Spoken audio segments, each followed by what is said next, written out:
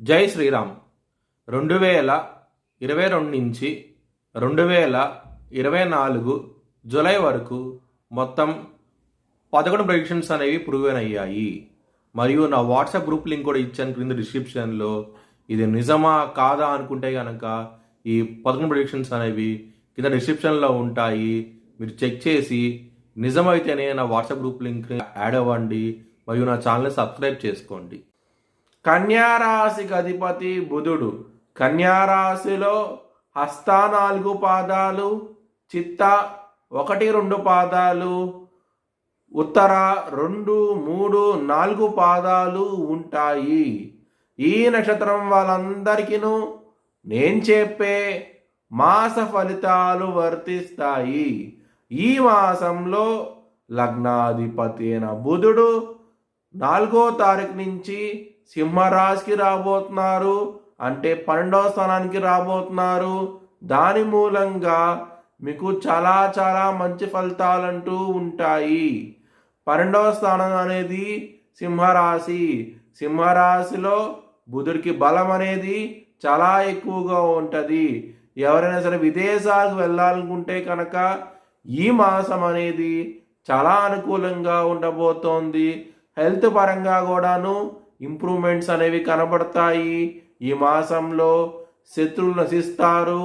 చాలా మంచి ఫలితాలంటూ ఉంటాయి.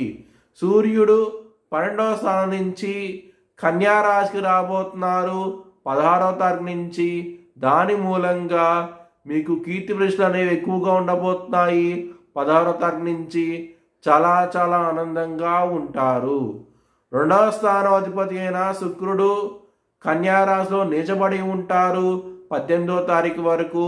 కుటుంబ వ్యక్తులతో గొడవలంటూ ఎక్కువగా ఉంటాయి.